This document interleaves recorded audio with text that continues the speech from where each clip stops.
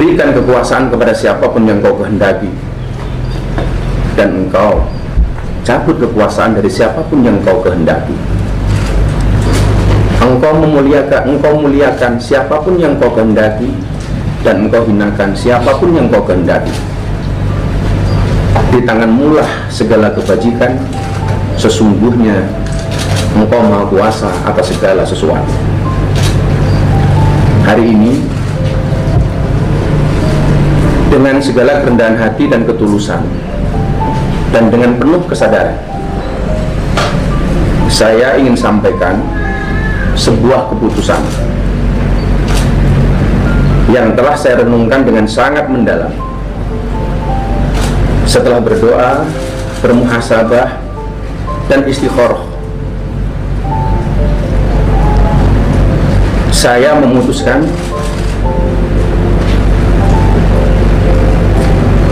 untuk mengundurkan diri dari tugas saya sebagai utusan khusus Presiden bidang kerukunan beragama dan pembinaan sarana keagamaan. Keputusan ini saya ambil bukan karena ditekan oleh siapapun, bukan karena permintaan siapapun, tetapi keputusan ini saya ambil karena rasa cinta, hormat, dan tanggung jawab saya yang mendalam kepada Bapak Presiden Prabowo Subianto serta seluruh masyarakat. Sekali lagi saya ulangi,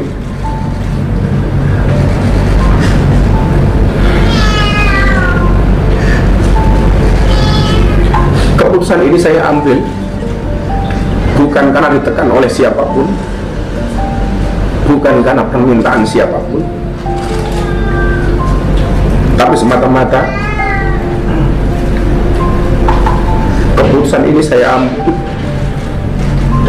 karena rasa cinta, hormat, dan tanggung jawab saya sangat mendalam kepada Bapak Presiden Prabowo Subianto serta seluruh masyarakat Indonesia. Keputusan ini bukanlah sebuah akhir ataupun langkah mundur, melainkan langkah awal untuk terus berkontribusi kepada bangsa dan negara dengan cara yang lebih luas dan beragam.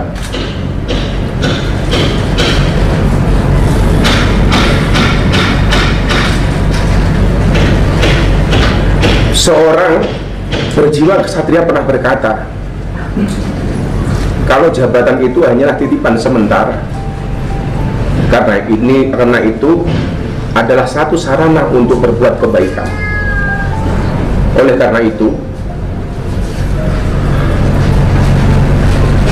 sebagai seorang pendakwah dan pelayan umat, saya merasa bahwa pengabdian kepada bangsa dan negara Indonesia tidak terbatas pada satu jabatan dan kedudukan semata, tapi mencakup seluruh ruang di mana saya bisa memberikan manfaat.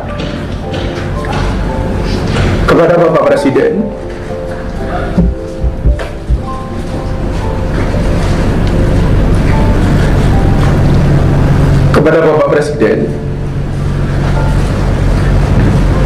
saya mengucapkan terima kasih yang setulus-tulusnya atas amanah dan kepercayaan yang telah diberikan kepada saya. Saya seorang anak yang berlatar belakang dari jalanan, yang bergaul dengan dunia marginal, dunia premanisme dan klub malam.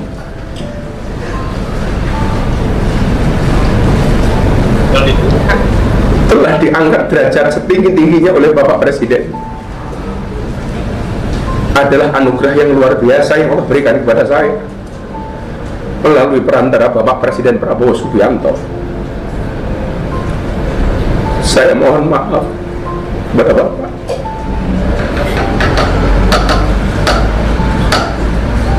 Belum bisa menjadi sesuai yang Bapak harapkan dari saya. Sekali lagi, saya mengucapkan terima kasih kepada Bapak Presiden karena saya belajar menjadi seorang kesatria dari Bapak Presiden. Kepada seluruh rakyat Indonesia, saya mengucapkan terima kasih atas dukungan, doa, dan kepercayaan yang telah diberikan selama saya menjalankan tugas ini. Sebagai manusia biasa, saya tidak luput dari kekurangan, kekhilafan, atau kesalahan yang saya perbuat, baik yang disengaja maupun tidak. Saya mohon maaf dari lubuk hati yang paling dalam, karena saya yakin kebenaran hanyalah milik Allah Subhanahu wa Ta'ala semata. Sekali lagi,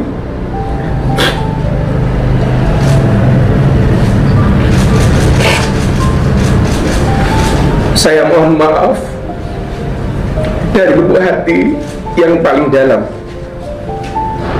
karena saya yakin kebenaran hanyalah milik Allah Subhanahu wa Ta'ala semata. Saya boleh ada jabatan atau tidak, saya boleh berhenti dari amanah yang diberikan Bapak Presiden, bahkan saya boleh ada atau tiada sebagai manusia dan warga negara. Tetapi Indonesia harus terus ada dan bergerak maju menjadi bangsa dan negara yang bersatu, adil, makmur, dan bermartabat.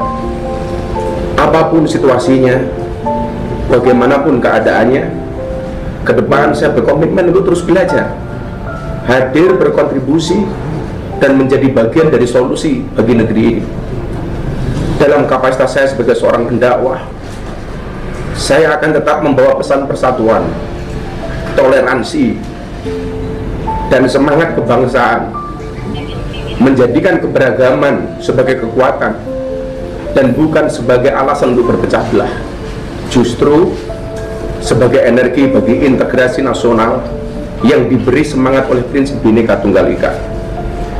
Dengan penuh keyakinan, saya berdoa kepada Allah Subhanahu wa Ta'ala agar pemerintahan di bawah kepemimpinan Bapak Prabowo Subianto senantiasa diberi kekuatan, kebijaksanaan, dan keberkahan. Semoga langkah-langkah beliau dalam memimpin negeri ini selalu dirahmati dan dimudahkan olehnya, membawa Indonesia menjadi bangsa yang adil, makmur, dan penuh keberkahan. Akhir kata, saya titipkan doa untuk tanah air tercinta. Semoga kita semua senantiasa diberikan kekuatan untuk menjaga persatuan, memperkuat semangat kebangsaan, dan membawa nama Indonesia harum di mata dunia internasional. Terima kasih. Assalamualaikum warahmatullahi wabarakatuh.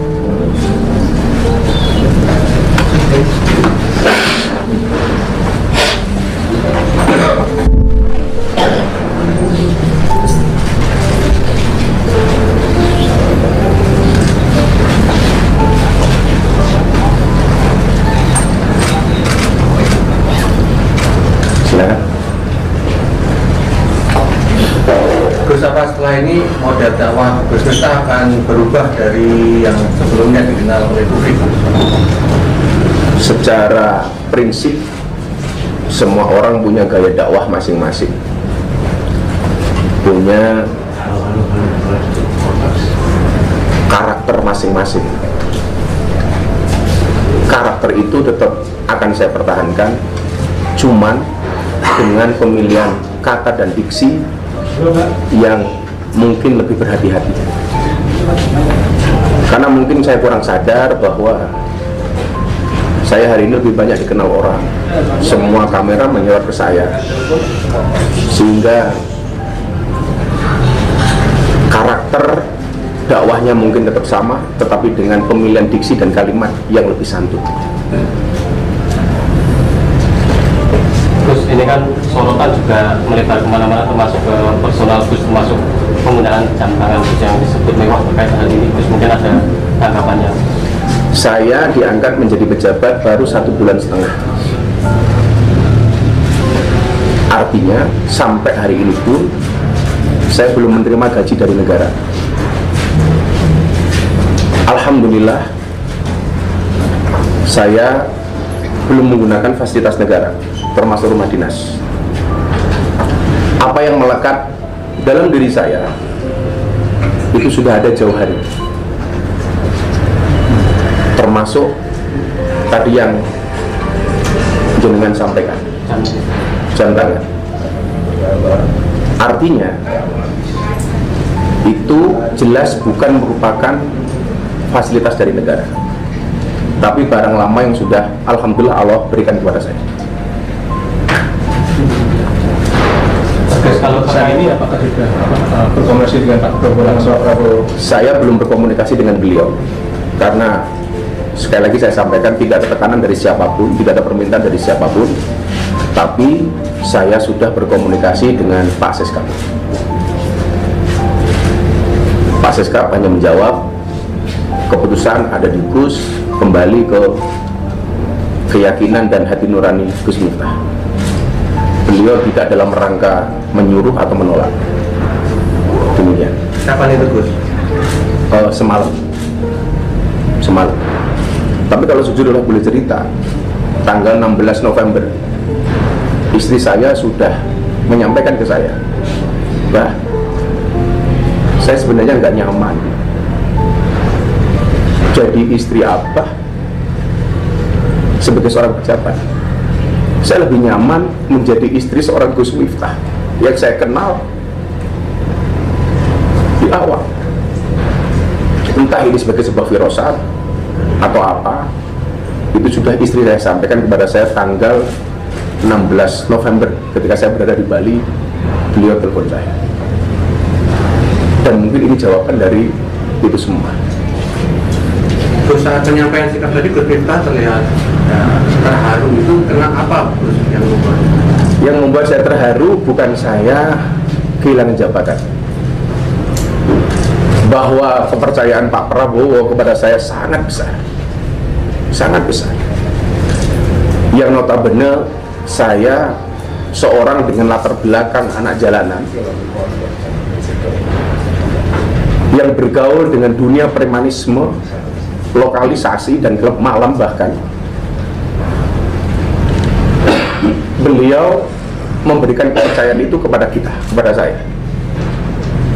Yang membuat saya terharu adalah betapa besarnya hati dan jiwa beliau memberikan kesempatan kepada saya. Dan yang membuat saya kemudian meneteskan air mata adalah saya belum bisa menjadi apa yang menjadi ekspektasinya Bapak Prabowo. Maka saya merasa sangat berterima kasih dan memohon maaf kepada beliau.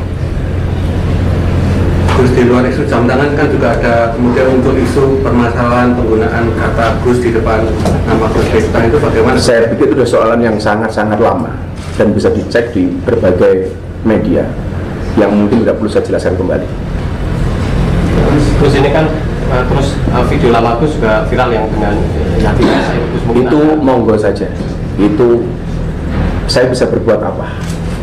Video sekian tahun yang lalu kembali diungkit, insya Allah hubungan saya dengan beliau tetap baik. Kalau toh kemudian itu diambil, diviralkan kembali, ya saya bisa berbuat apa? Artinya memang saya selalu mengatakan orang baik pasti punya masa lalu, dan orang jelek saya meyakini pasti akan ada masa depan. Setelah video itu viral, sudah sempat berkomunikasi dengan Buya? Saya sudah berkomunikasi melalui Abah saya Sragen, Abah Sragen Hidayatullah, pada beliau. Dan saya setelah ini insya Allah akan bersilaturahmi dengan beliau. Cukup. Terus satu lagi, terus kemarin pasca kemarin hari ini musim haji sulit ditemui Gus, semacam ada menjaga atau pengawasan ketat terhadap bersangkutan. Yang menjaga siapa? Nah itu mereka Saya sampaikan Pak Son Haji hari ini membuat paspor.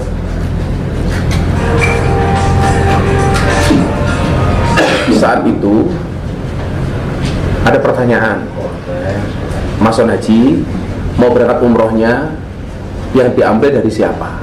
Dari orang-orang yang menawarkan ngasih hadiah umroh atau dari Abah Miftah? Beliau menjawab, saya mau berangkat umroh dari Abah Miftah. Yang mau berangkat umroh siapa? Mas Son Haji.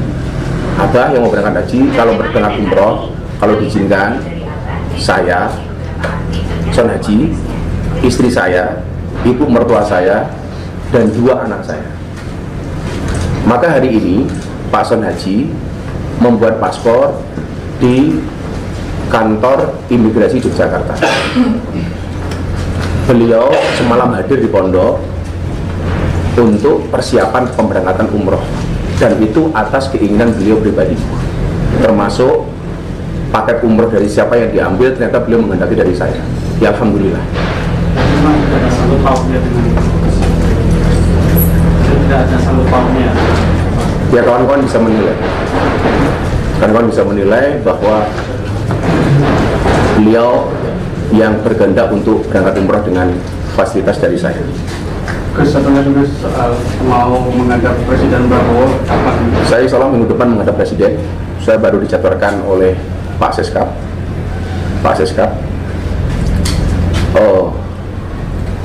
Maka kenapa beberapa saat ketika masih berada di UKP, saya sih menggunakan peci sebagai satu simbol yang sangat dicintai oleh Bapak Prabowo. Tapi hari ini saya kembali menggunakan belangkon sebagai identitas saya sebagai seorang pendakwah. Artinya saya kembali kepada masyarakat,